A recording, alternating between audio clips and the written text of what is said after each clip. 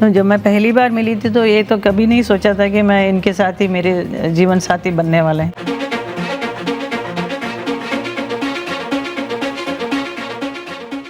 दोस्तों, बॉलीवुड की चकाचौंध के पीछे कई ऐसे गहरे और अनकहे राज दफन हैं जो किसी भी फिल्मी कहानी से ज्यादा दर्दनाक हैं।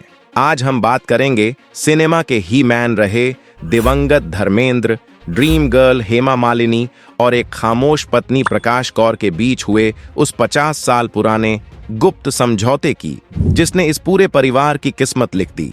आखिर वह कौन सा काला सच था जिसने हेमा को प्यार तो दिया, लेकिन उन्हें उम्र भर के अकेलेपन की सजा भी दे दी, जिसे दुनिया सिर्फ एक बगावत समझती रही।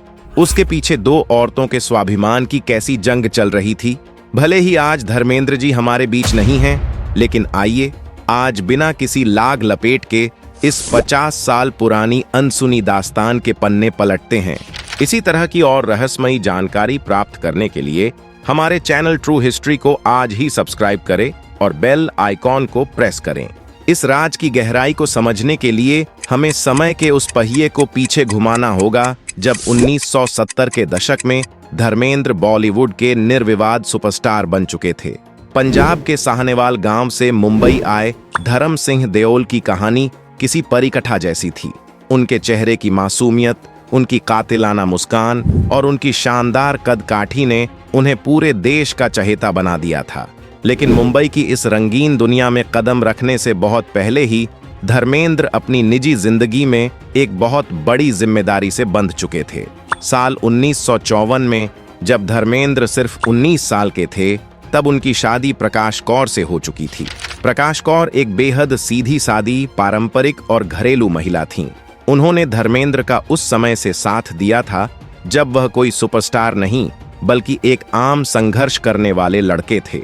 जब धर्मेंद्र मुंबई की सड़कों पर काम की तलाश में भटक रहे थे, तब प्रकाश कौर गांव में अपने ससुराल और बच्चों को संभाल रही थीं। बाद में जब धर्मेंद्र सफल हुए तो प्रकाश कौर मुंबई आ गईं और उन्होंने खुद को पूरी तरह से देओल परिवार, अपने 4 बच्चों सनी, बॉबी, विजेता और अजीता की परवरिश में झोंक दिया। उनके लिए उनके पति ही उनका भगवान थे और उनका छोटा सा घर ही उनकी पूरी दुनिया थी। वहीं दूसरी तरफ भारतीय सिनेमा के आसमान में एक नया सितारा बेहद तेजी से चमक रहा था। वह थीं हेमा मालिनी।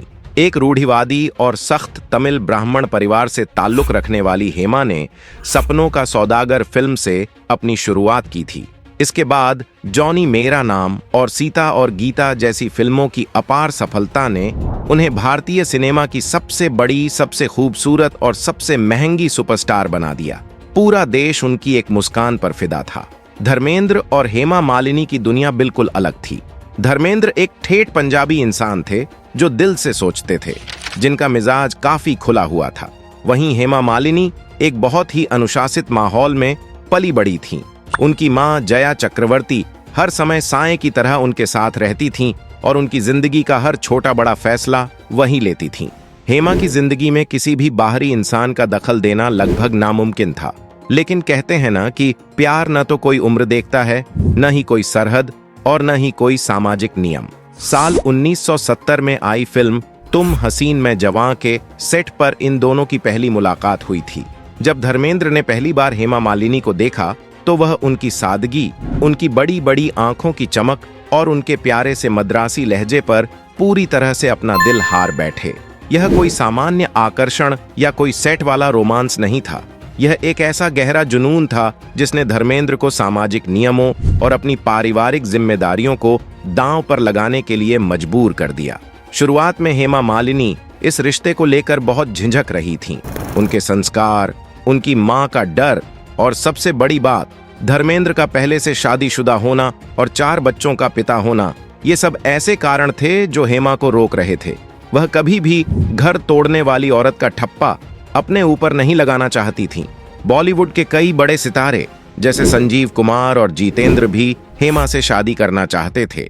जीतेंद्र के साथ तो हेमा की शादी लगभग तय हो ही गई थी, लेकिन धर्मेंद्र का प्यार इतना गहरा, इतना जिद्दी और इतना सच्चा था कि आखिरकार हेमा भी उनके प्यार में पड़ गईं।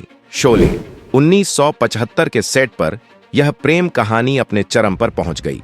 सेट पर काम करने वाले लोग आज भी बताते हैं कि कैसे धर्मेंद्र कैमरामैन और लाइट बॉयज को पैसे देकर जानबूझकर गलतियां करवाते थे ताकि उन्हें हेमा मालिनी के साथ रोमांटिक सीन के बार बार रीटेक करने का मौका मिल सके। दोनों का प्यार परवान चढ़ रहा था, दुनिया उनकी जोड़ी पर तालियां बजा रही थी। लेकिन इस चमकती हुई प्रेम कहानी के ठीक समानांतर अंधेरे में एक और कहानी चल रही थी।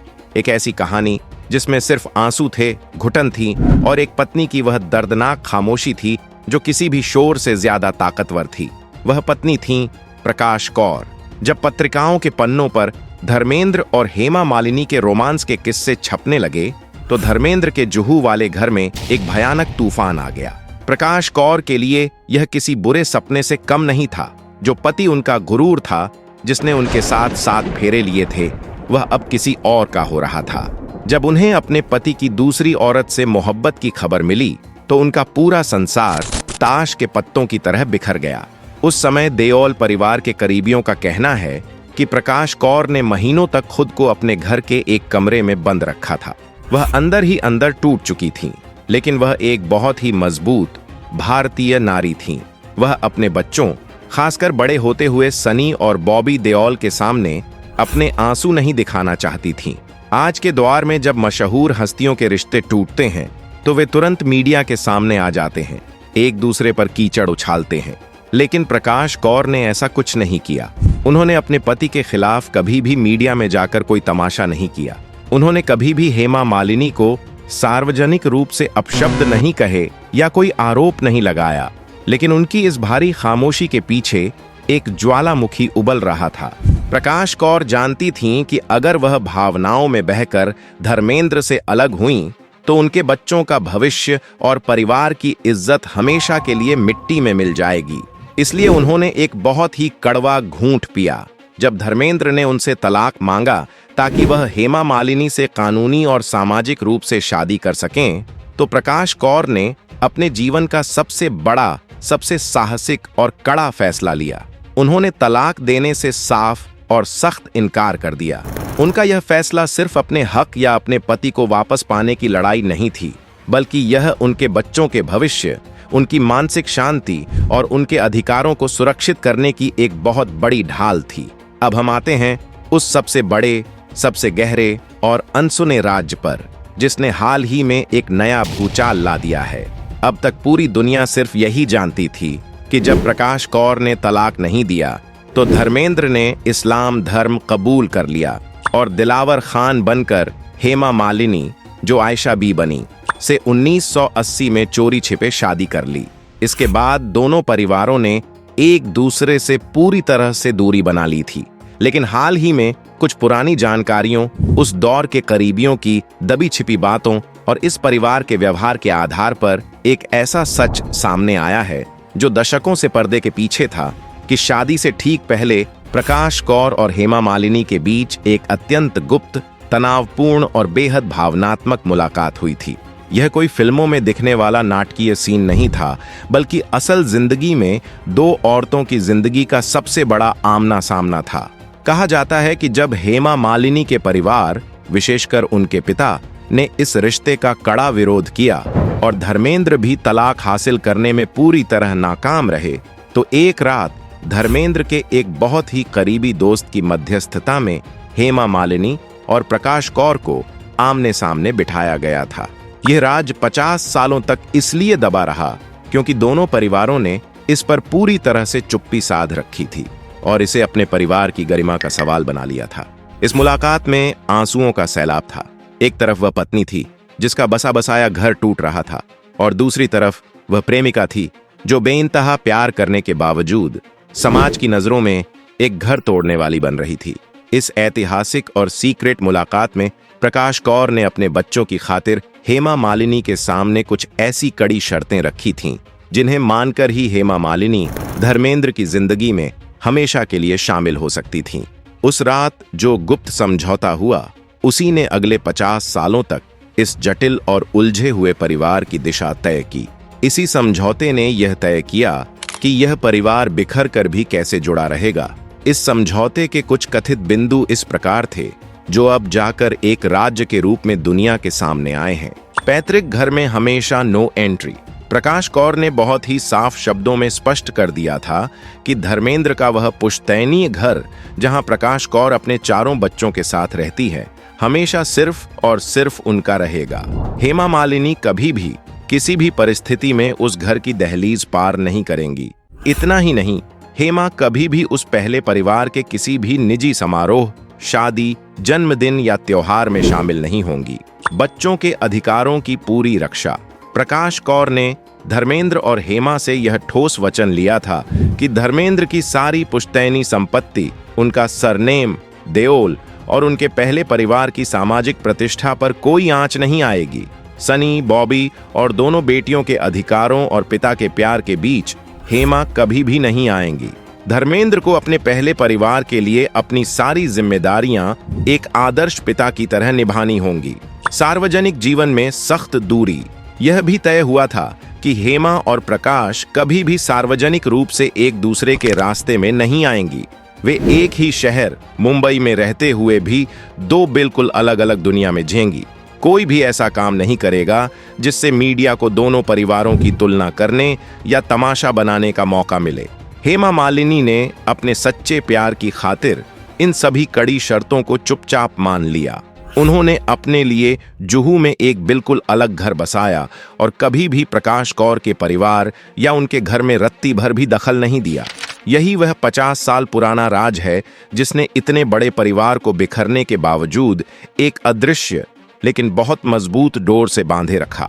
यह कोई औरतों वाली आम दुश्मनी नहीं थी, बल्कि दो महिलाओं के बीच किया गया एक बेहद दर्दनाक समझौता था, जिसमें दोनों ने ही प्यार और परिवार के लिए अपनी अपनी भारी कीमत चुकाई थी। जब हम बाहर से देखते हैं तो लगता है कि हेमा मालिनी ने अपनी जिंदगी में सब कुछ हासिल कर लिया। सच्चा प्यार, बेहिसाब पैसा, अपार शोहरत और एक सुपरस्टार पति। लेकिन उस रात के समझौते के बाद हेमा मालिनी की असल जिंदगी कैसी हो गई थी, यह दर्द सिर्फ वही जानती हैं। उन्होंने अपने प्यार को तो पा लिया, लेकिन इसकी बहुत बड़ी कीमत उन्हें जीवन भर के अकेलेपन और एक अधूरे परिवार के रूप में चुकानी पड़ी।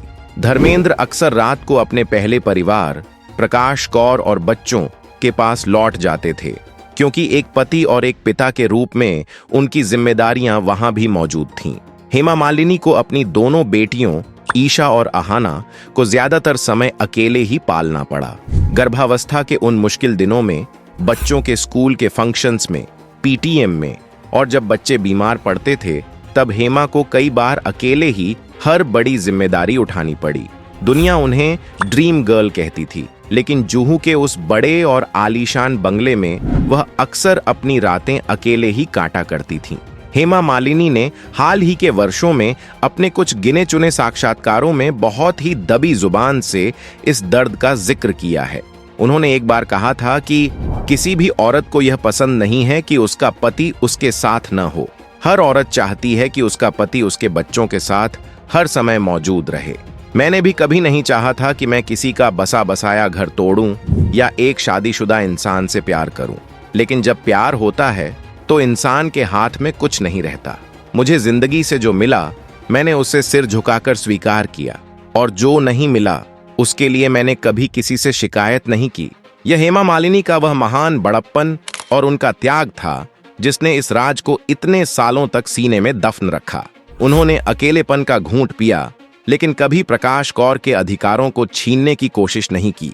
इस पूरे पारिवारिक ड्रामे और 50 साल पुराने इस समझौते का सबसे गहरा, सबसे बुरा और सबसे लंबा मनोवैज्ञानिक असर अगर किसी पर पड़ा तो वे थे धर्मेंद्र और प्रकाश कौर के बच्चे, खासकर सनी देओल और बॉबी देओल। जब घर में यह सब तूफान चल रहा था, तब सनी देओल काफी बड़े हो चुके थे और दुनिया की चीजों को अच्छे से समझने लगे थे। एक जवान होते बेटे के लिए अपनी माँ को हर दिन रोते, घुटते और तड़पते हुए देखना कितना दर्दनाक होता है, इसका अंदाजा लगाना भी हम जैसों के लिए मुश्किल है। सनी देओल को अपने पिता धर्मेंद्र से बेइंतहा प्यार था, जो आज भी है, लेकिन हेमा मालिनी के प्रति उनके बाल मन में जो कड़वाहट और गुस्सा पैदा हुआ, वह कभी पूरी तरह से खत्म नहीं हो पाया। यही कारण है कि दशकों तक सनी और बॉबी ने हेमा मालिनी से बात तक नहीं की। उन्होंने हमेशा हेमा से एक सख्त दूरी बनाए रखी। यहाँ तक कि जब ईशा देओल, हेमा और धर्मेंद्र की बेटी, की शादी हुई, जो कि उनके लिए एक बहुत बड़ा दिन था। तब भी सनी और बॉबी उस शादी में शामिल नहीं हुए। यह उसी 50 साल पुराने समझौते और एक मां के दर्द का नतीजा था, जो एक अनदेखी लेकिन मजबूत दीवार बनकर दोनों परिवारों के बीच हमेशा खड़ा रहा। हालांकि समय हर बड़े से बड़े घाव को भर देता है और उम्र के साथ इंसान चीजों को स्वीकार करना सीख जाता है। समय के साथ ये चीजें थोड़ी नरम जरूर पड़ी। जब ईशा देओल ने अपने सौतेले भाई सनी देओल की ब्लॉकबस्टर फिल्म गदर 2 की एक विशेष स्क्रीनिंग रखी थी और दोनों भाई बहन पहली बार मीडिया के सामने एक साथ मुस्कुराते हुए गले मिले थे, तो उसने पूरे देश को भावुक कर दिया था। लेकिन अंदर खाने के राज और इस परिवार का इतिहास बताते हैं कि यह दूरियां मिटने में 50 साल का लंबा वक्त सिर्फ इसलिए लगा क्योंकि वह काला सच और बचपन के घाव बहुत ज्यादा गहरे थे। इस पूरे महासंग्राम में एक व्यक्ति ऐसा भी था जो दोनों तरफ से पूरी तरह से पिस रहा था। वह थे खुद धर्मेंद्र। हम अक्सर धर्मेंद्र को एक माचो मैन या एक हंसमुख इंसान के रूप में याद करते हैं, लेकिन अंदर से वह एक बहुत ही नरम दिल और भावुक इंसान थे। धर्मेंद्र ने अपने एक बहुत ही पुराने और भावुक इंटरव्यू में आंखों में आंसू लिए कहा था कि उन्होंने कभी किसी भी कीमत पर अपनी पहली पत्नी प्रकाश कौर को कोई दुख या तकलीफ नहीं पहुंचाना चाहा था। वह एक ऐसे भंवर में फंस गए थे जहां वह न तो अपनी मोहब्बत हेमा के बिना जी सकते थे और न ही अपने पहले परिवार प्रकाश कौर और बच्चों को बीच मंझधार में छोड़ सकते थे। धर्मेंद्र का जीवन दशकों तक एक दो-धारी तलवार पर चलने जैसा रहा। एक तरफ वह प्रकाश कौर के प्रति अपने एक गहरे अपराध बोध में जीते थे, जिन्हें उन्होंने वो भयानक दर्द दिया जिसकी वह कभी हकदार नहीं थीं। प्रकाश कौर की खामोशी धर्मेंद्र को और भी ज्यादा चुभती थी, और दूसरी तरफ वह हेमा मालिनी के प्रति भी गिल्ट में थे, जिन्हें वह अपनी पत्नी बनाने के बावजूद कभी एक सामान्य पति की तरह पूरा समय, पूरी आजादी और वह सामाजिक अधिकार नहीं दे पाए जो एक पत्नी को मिलने चाहिए। धर्मेंद्र ने अपने पिता होने की हैसियत से दोनों परिवारों को आर्थिक रूप से, मानसिक रूप से और अपने प्यार से बांधने की पूरी कोशिश की। लेकिन एक कड़वा सच यह भी है कि इस प्रेम त्रिकोण ने धर्मेंद्र को अंदर से बहुत थका दिया और अकेला कर दिया था। आज भले ही धर्मेंद्र जी इस दुनिया में नहीं हैं, लेकिन अपने आखिरी सालों में अक्सर उनके चेहरे पर और सोशल मीडिया पर लिखी गई उनकी भावुक कविताओं में वह गहरी उदासी साफ झलकती थी, जो इस 50 साल पुराने राज, अपने बच्चों को पूरा समय न दे पाने और परिवार को बांटने के दर्द से उपजी थी। आज जब हम 2026 में खड़े हैं और इस राज, इस गुप्त समझौते और प्रकाश कौर तथा हेमा मालिनी के बीच हुई उस आमने सामने की बातचीत की अफवाहें बाहर आई हैं, तो यह हमें जिंदगी के बारे में कई बहुत बड़ी चीजें सिखाती हैं। यह कहानी हमें बताती है कि बहुत सारा पैसा, अंधाधुंध शोहरत और स्टारडम कभी भी किसी इंसान को उसके हिस्से के भावनात्मक दर्द से नहीं बचा सकते। दर्द अमीर को भी होता है और गरीब को भी। यह दास्तान प्रकाश कौर के असीम त्याग और हेमा मालिनी के उस संघर्ष को दिखाती है जहां प्यार की कीमत उम्र भर के अकेलेपन से चुकानी पड़ी। यही देओल परिवार का वह 50 साल पुराना राज है, जहां एक तरफ प्रकाश कौर की खामोशी में लिपटा दर्द है, तो दूसरी तरफ हेमा मालिनी के दिल में छुपा वह काला सच। आज भले ही वक्त बदल गया हो और ईशा सनी देओल साथ मुस्कुराते नजर आते हों, लेकिन 70 के दशक में मिले वो घाव आज भी उनके दिलों में कहीं ना कहीं मौजूद हैं। सच ही कहा गया है कि जिंदगी हमेशा एक कीमत मांगती है, और इन तीनों ने अपने अपने तरीके से वह भारी कीमत चुकाई है। दोस्तों, हम यह साफ कर दें कि इस गुप्त समझौते की कोई भी आधिकारिक पुष्टि नहीं है। यह कहानी सिर्फ दशकों पुरानी अफवाहों और सुनी सुनाई बातों पर आधारित है। अगर आपको यह वीडियो पसंद आया हो तो इसे लाइक और शेयर जरूर करें। ऐसी ही अनसुनी और दिलचस्प कहानियों के लिए हमारे चैनल को आज ही सब्सक्राइब कर लें। अपना ख्याल रखें। धन्यवाद। जय हिंद। वंदे मातरम।